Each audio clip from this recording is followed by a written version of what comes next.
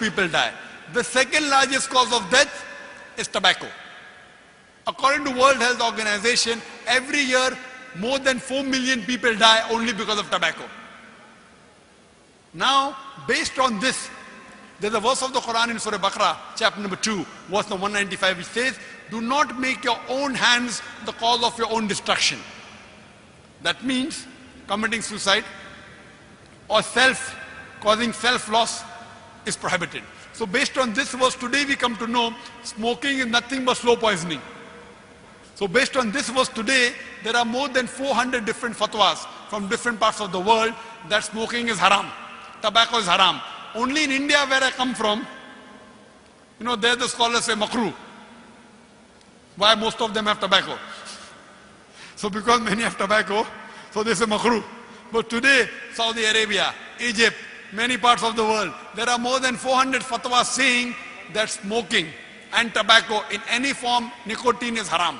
So Islamically today, smoking is haram based on the verse of the Quran, Surah Baqarah chapter 2 verse number 195, do not make your own hands the cause of your destruction. So tell this to your friend, give the reference of the Quran, inshallah he'll be convinced if he's a good Muslim. Thank you. Thank you. We'll have the next question from the brother's mic in the center. Yes, sir. Just one question I have. You told me, we heard about that the Vedas say that don't make any images of the God. Yeah. Whoever worships anything which has been created throws himself in darkness, right? The difference between Bhagwan and Allah is that Allah says that if you worship anyone apart from me, I will punish you forever and ever, and I will not spare you of this sin. But nowhere in Hinduism's books would you see that Bhagwan is saying that if you worship anything apart from me, you will be put in Narak, which is the Hindi word for hell, forever and ever.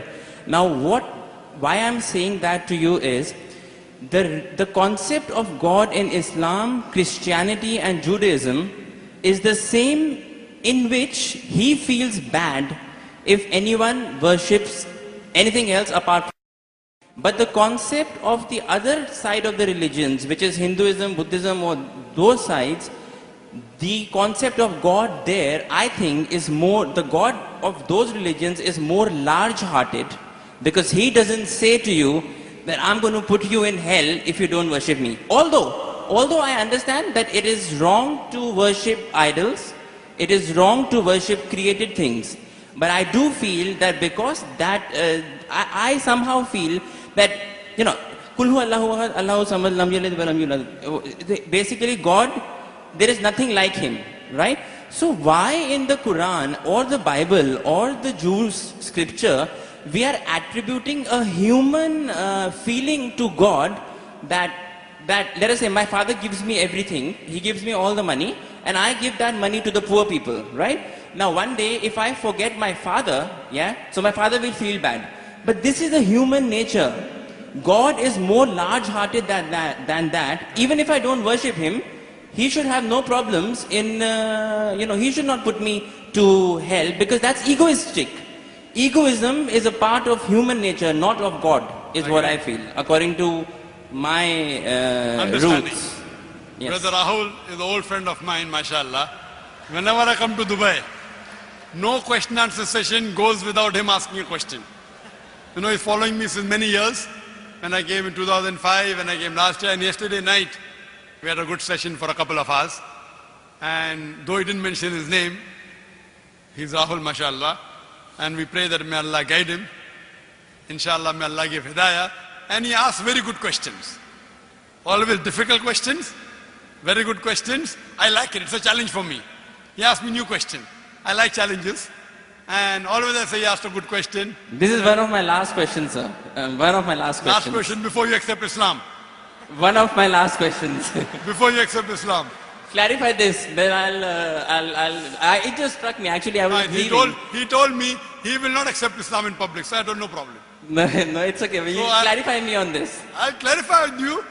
And I won't ask you to accept Islam in public. We have done that yesterday. So Islam is a glorious religion, and it's given me a lot of peace, and I can say many good things about it, but please clarify And you some told, doubts. I'll clarify. You Yeah. told me you have spent more time studying Islam than what you spend time in getting your degree of engineering. It is right. Yes. That's right. And I enjoy it more. Therefore, I enjoy your questions also.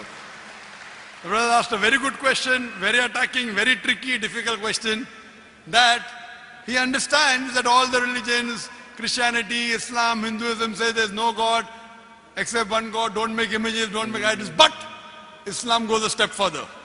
He will forgive any other sin except the sin of shirk.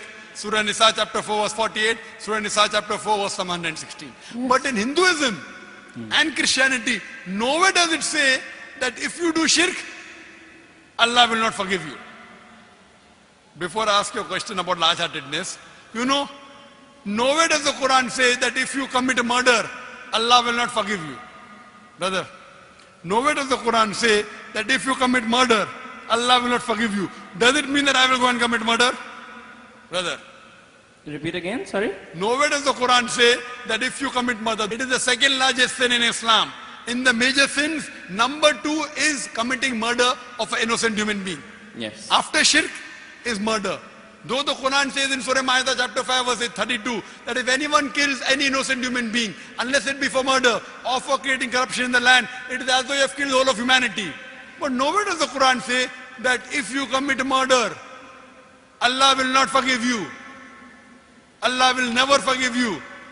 Does it mean that I will go and commit murder? No.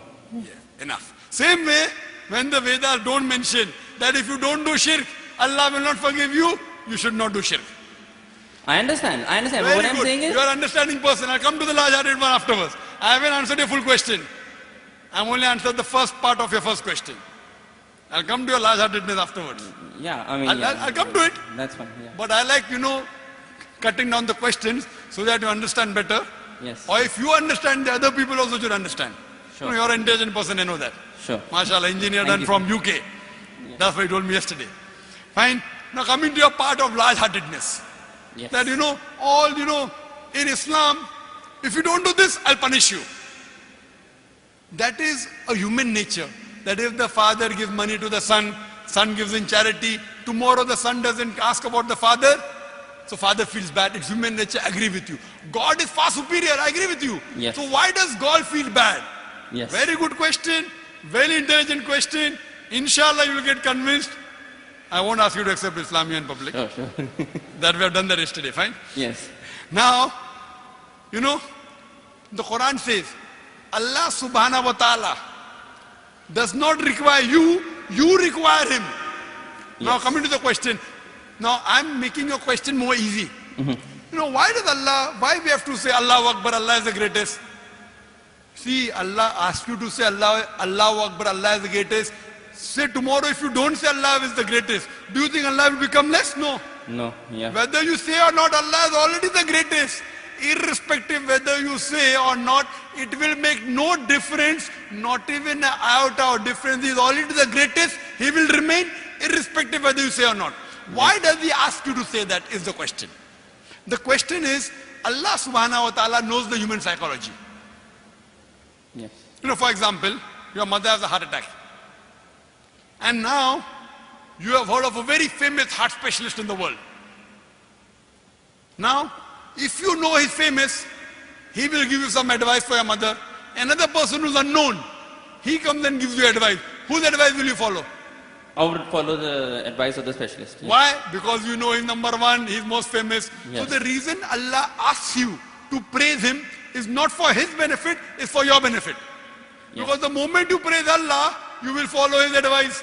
Agreed. By following his advice, Allah will not benefit, you will benefit. Yes. By the doctor giving advice to you, he will not benefit. Yes, you may give him fees so that way he'll benefit. Yes. You aren't giving any fees to Allah. Fine? Yes. So Allah doesn't benefit anything. But when you follow his advice, the moment you praise him, it is human. When you say, Allah is the most wise, Allah is the greatest, Allah is the most merciful. Most wise, he gives advice, I'll follow. Most greatest, I'll follow him. Most merciful, I'll follow him. So you say all these praises not to benefit him, to benefit yourself. Agreed. Yes. So when you worship him, it does not benefit him, it benefits you. Yes. When you follow the advice of the doctor, it will benefit if you give him fees. Yes. Fine? Yes. You don't give any fees to Allah. Yes. It benefits you. Yes. So same way, Allah is large-hearted. By punishing you, do you think he will benefit? No. Yeah.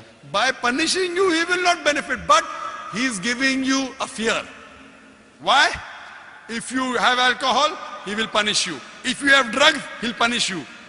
Whether you have drugs or what difference does it make to him? Now, if he says, don't have drugs, but if you have drugs, I will not punish you, then will you have drugs or not? You will have. If I give an examination, write 2 No, I won't have. If I'm convinced it's wrong for me, I won't have. I don't need that fear of the hell. The Correct. fear of the hellfire to be put in my mind Yes, to yes. avert me. God convinces people in different ways. Some people with reason and logic. You're a logical person, you're convinced with logic. Some people want fear, some Yeah. people want punishment, some people want reward. There are 3-4 types of ways which Allah speaks. You get convinced with reason and logic, you're like me. Yeah. You're like me. Yes. Yes. Some people, they are not reason logic. Leave logic. I'll get reward, I'll do it. I'll get punishment, I'll stay away. Now, there's a teacher taking an examination. 2 plus 2 is how much? 4. Convinced. Now, there are some people, the teacher says, okay, now in the examination, those who write correctly will get plus point, will pass. Those who don't write correctly will fail. Now, when the teacher is telling hundreds of things, it's difficult for everyone to remember. But if they want to remember, you write. If you write correct, I'll pass you. If you write wrong, I'll fail you. So now the student starts memorizing. He starts like you passed your engineering. You are afraid of failing. Yes.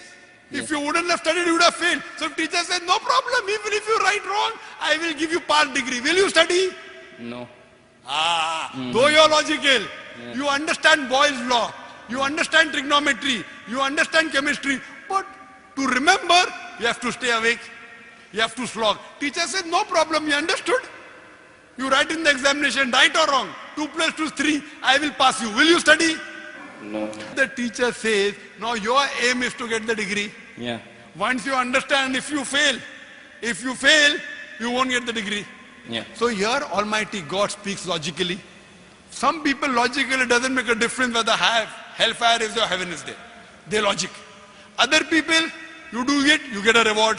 Like when you speak to your child, sometimes you speak logically, sometimes you say, I'll give you a chocolate. Yes. Sometimes ek lafa marunga. Yeah. Yeah. I will give you 1 slap. Yeah. So this is what God knows, the psychology of the human being. He's our creator. Sometimes logic, sometimes reasoning, sometimes reward, sometimes punishment. But once he says he has to follow, he can't lie. Once he says, he has to follow. So he's trying to convince you, suppose your son. Yeah. Yeah. I know you're not married. Yeah. I know you're not married. Inshallah, one day when you get married. And if your son, Yes. and your son, inshallah, will marry a Muslim, inshallah. Yes. Inshallah. So your son, when you have a son, Yeah. 5 years old, he wants to jump from 10th floor. You say, my son, don't jump, I want to jump. You will die, no problem, I want to jump. 1 slap you will give him, right or wrong? Yes. You will tell him, I'll slap you. Yes. Yet if he wants to jump, you will slap him. A Yes. father is cruel to be kind. Is your intention to hurt him? No. Your intention is to hurt him little so that he prevents from the bigger hurt. Yes. Fine?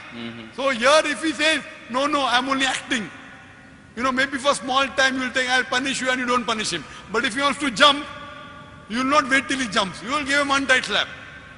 The same way God here, he tells you this is good, this is bad, this is reward, this is punishment. And once he says something, he's honest. So Islam, God is the most kind. Kinder than the concept of God in us. Why? That means he's more kind. He wants the human being to improve. The other God, okay, no problem, even if you write wrong, I'll pass you. What kind of a teacher is this? Suppose tomorrow, there's a student studying with you. He writes wrong answers. You stay awake in the night. This person plays hooky, enjoys, writes everything wrong. And the teacher says, both get first class first. Will you be happy with the teacher? No. Why? You are a very unkind person. Very cruel.